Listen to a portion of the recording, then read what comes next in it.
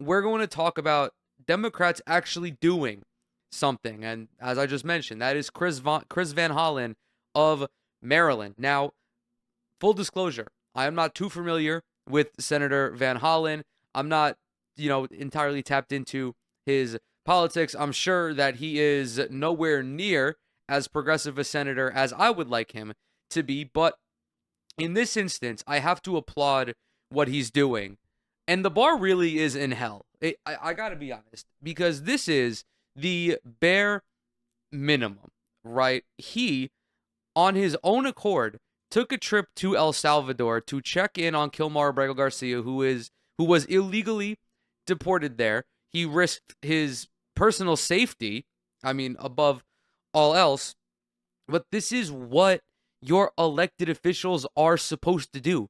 When you go to the polls and you put someone in the House of Representatives, or you put someone in the Senate, or you put someone in a local, in a local office, they are supposed to fight tooth and nail for your well-being. Democrats have largely been silent on Kilmar Abrego Garica. Well, actually, I don't want to say that.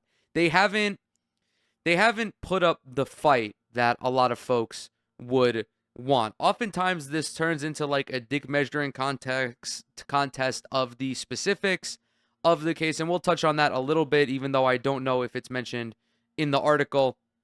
But this is courtesy of NPR. A Maryland senator tried to visit his wrongfully deported constituent in El Salvador. Senator Chris Van Hollen traveled to El Salvador this week to try to see and free his constituent Kilmar Armando Abrego Garica, whose illegal deportation has sparked an uproar and an escalating legal battle in the United States. But the Maryland Democrats said El Salvador's government declined his requests for both. Nayib Bukele, the president of El Salvador, is behaving very cowardly in this situation. He says that he has no ability to return Abrego Garica to the United States and puts all of the onus on the White House. Then Donald Trump turns around and says, oh no, actually, the United States, we're just a small bean in global affairs. We cannot actually do anything to return this man, even though we were the ones who illegally deported him and violated court orders while doing so. Abrego Garica, 29, is a Salvadoran citizen who lived and worked legally in Maryland for about 15 years before he was wrongly deported to a notorious mega prison in El Salvador last month, despite the fact that he was granted protections by a judge years earlier over concerns for his safety if he were to return there. He got special protection in the United States that effectively made him a legal permanent resident. A judge saw his case and ruled that it would be unsafe to Abrego Garica's life if he were allowed to be deported to El Salvador. He is not a criminal in El Salvador, nor is he a criminal here in the United States. However, the Department of Justice, led by Pam Bondi, are effectively running a smear campaign against this gentleman, claiming that he was an informant who actually has ties to MS-13, even though all reporting says to the contrary. But of course, we are at a point where the facts don't fucking matter. But even if they did, and I stand on this point wholeheartedly, even if Kilmar Abrego Garica was the most vile criminal in the history of the United States, there is no way that the president can unilaterally deport him without due process. All of these cases that revolve around Mahmoud Khalil, Rumsaya Öztürk, and Kilmar Abrego Garica, as well as countless other people who have been illegally kidnapped by ICE, centers around due process. All of these folks are innocent, have not been committed of any crimes. But even if they were, that does not change the circumstances of the constitutionally guaranteed right to due process. If they were criminals and a judge saw their case and ruled on deportation, I would agree with that decision, because at least someone decided it based on actual evidence. The Supreme Court has since ruled that the Trump administration must facilitate Abrego Garica's return to the United States, an order it has so far ignored. And a White House meeting on Monday night, El Salvador's President Nayib Bukele declined to return him, calling the suggestion, quote unquote, preposterous. The situation galvanized Van Hollen to personally campaign for and try to visit Abrego Garcia, who was being held at a notorious mega prison known as CCOT. The goal of this mission, this is a quote, is to let the Trump administration, to let the government of El Salvador know that we are going to keep fighting to bring Abrego Garcia home until he returns to his family, Van Hollen said from the airport. We are going to keep fighting because this is a miscarriage of justice. The U.S. has accused Abrego Garcia of being a gang member of the transnational criminal gang MS-13, which the Trump administration designated a foreign terrorist organization. Abrego Garcia's lawyers dispute that he is a member of the gang and say he doesn't have a criminal record, because he doesn't.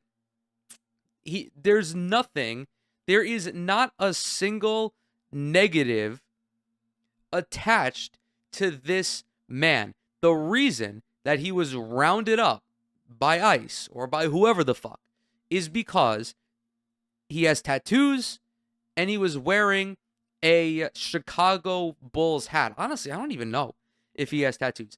He was, however, wearing a Chicago Bulls hat. And apparently, if you're a Chicago Bulls fan, that automatically makes you MS-13. I mean, Jesse Waters was on Fox News asking if Abrego Garcia is even able to name anybody on the roster. Like, Jesse Waters, can you name anybody on the roster? Conservatives can probably only name Josh Giddey because he was an accused pedophile. And they would wholeheartedly have embraced him if it turned out that he was actually a pedophile. They don't give a fuck. Like, Jesse Waters, do you know about Kobe White? Do you know about Nikola Vucevic? Do you know about Mutas Buzelis? No, they're just using this as a fucking talking point. It's literally just him wearing a hat. This is racial profiling to a T. After meeting with El Salvador's president, Felix Ulloa, Van Hollen told reporters on Wednesday that El Salvador's government doesn't have evidence that Abrego Garcia was involved in a gang. He said Ulloa told him that Abrego Garcia remains in custody because, quote, the Trump administration is paying the government of El Salvador to keep him in CCOT. This is a massively huge piece of the story because the United States is using El Salvador as a fucking prison contractor, which is illegal. And we're going to follow up this story with Donald Trump signaling to Bukele that they are going to start sending U.S. citizens to CCOT if the crime is deemed heinous enough. This argument is fucking stupid. It's gross. It's inhumane. Any self-respecting legal person would laugh, and they should be laughing at the Trump administration for thinking that they have any legal jurisdiction to do this. Again, Kilmar Abrego Garcia has a spotless record, not even so much as a speeding ticket, as we know at this time. They are arresting him, or they deported him on the grounds that he was a criminal informant who wore a Chicago Bulls hat. Van Hollen said while he wanted to see Abrego Garcia in prison and report back to his family, Ulloa told him he would have needed to make earlier arrangements to visit the facility. I said, I'm not interested in this moment in taking a tour of CCOT. I just want to meet Mr. Abrego Garcia. He said he needed a little bit more time. I asked him if I came back next week whether I'd be able to see Mr. Abrego Garcia. He said he couldn't promise that either. Mind you, we don't even know if this guy is alive at this point. That's another consequential piece of this case. Van Hollen made this trip to El Salvador exclusively to check in on the well-being of Abrego Garcia, and he was not afforded that. I would have made a fucking scene. I would have been actually unhinged. I would have told, or maybe I wouldn't have told the vice president that I would have lived there until I until I get to see him. But I would do everything in my power to twist the arms of not only our government, but their government, because this is so fucking cruel and disgusting. Van Hollen said Ulloa could not arrange a phone or video call with Abrego Garcia, but he told him the American embassy might be able to. He said he plans to ask the embassy to do so as he continues to fight for Abrego Garcia's return. Quote, I can assure the president and vice president that I may be the first United States senator to visit El Salvador on this issue, but there will be more, and there will be more members of Congress coming. On the same day that Van Hollen lobbied El Salvador to return Abrego Garcia to the U.S., the White House doubled down on his case against him. Quote, if he ever ends up back in the United States, he would immediately be deported.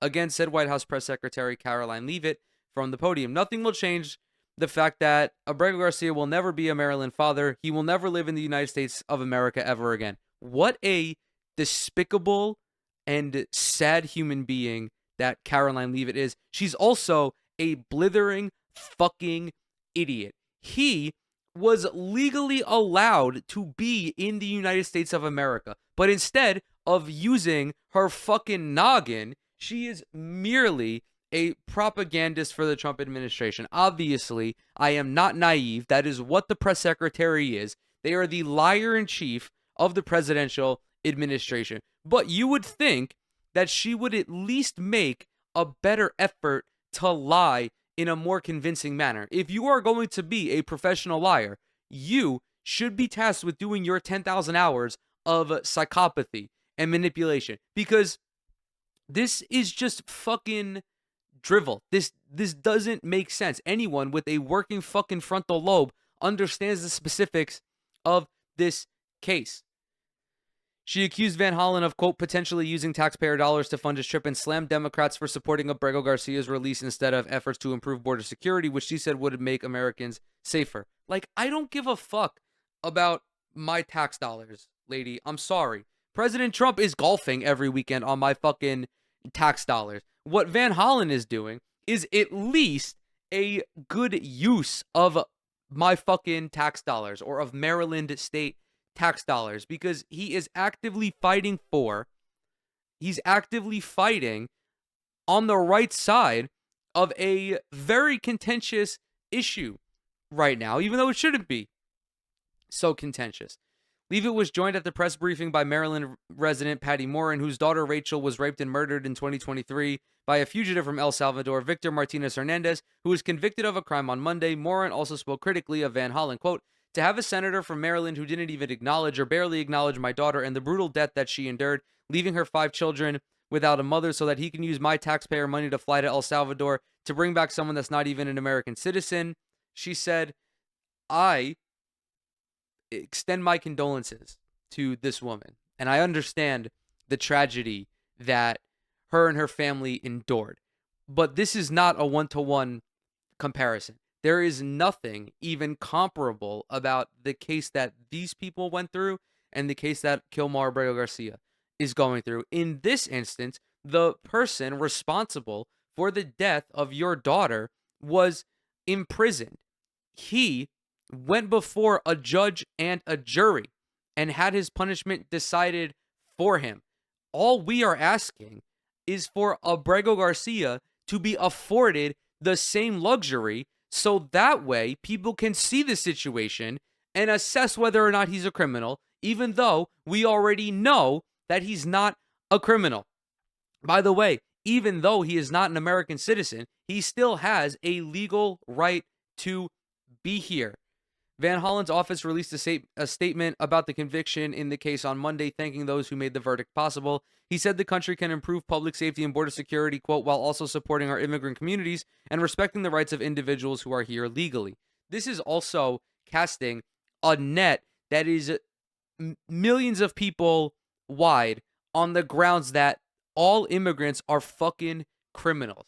There was in the year 2024, like 30 or 35 murders and homicides committed by undocumented migrants. They account for like 1.1 thousandth of a crime. Even those criminals, even those people who do commit crimes, whether it is murder, whether it is burglary or assault, they deserve due process. Everybody deserves due process. The reason that due process is so important is that it legally designates different groups of people with different protections. If I go to trial,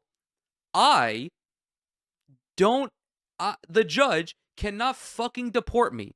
Where's he going to send me? Is he going to send me back to Italy where my family has not lived for more than 100 years? Is he going to send me back to Ireland or Germany where my family hasn't lived for more than 150 years? No, I would instead be given the appropriate prison sentence. But when you strip due process, the citizenship status doesn't fucking matter anymore. If that breaks down, everybody is fucked because it starts with criminals, like the person who murdered this woman's daughter. And then it goes to non-criminals like Kilmar Abrego Garica, and then it eventually extends to people who are critical of the Trump administration. This is fascism, guys. We are here. We are in a fascist state as it stands. The severity of this situation cannot be understated. Van Hollen isn't the only member of Congress to visit El Salvador. Recently, 2 Republicans, West Virginia Representative Riley Moore and Missouri Representative Jason Smith, posted photos to social media of themselves touring CCOT on Tuesday. They each spoke highly of Trump's deportation agenda, with Moore saying he leaves, quote, even more determined to support the president's efforts. This guy's a fucking freak, man. These people are freakazoids. Straight up. They went to CCOT to do a fucking photo op, knowing damn well that CCOT is a human rights violation and doesn't even fucking work efficiently. There's nothing that proves that they're actually apprehending criminals and gang members. Again, Nayib Bukele and Donald Trump have this same strategy. Anyone that tangentially looks like they could be in a gang just gets rounded up and sent to this fucking slave camp.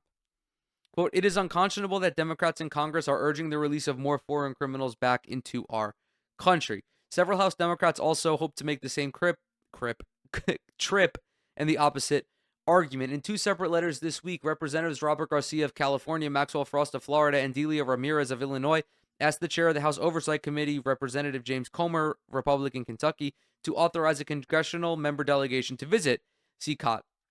Garcia and Frost wrote, quote, that a congressional delegation would allow committee members to conduct a welfare check on Mr. Garcia, as well as others held at CCOT. Quote continues, in addition, congressional oversight is warranted following President Trump's recent remarks in which he expressed a desire to send homegrown criminals, including U.S. citizens, to the facility, they said, adding that they would gladly include Republicans on their trip and are prepared to leave as soon as possible.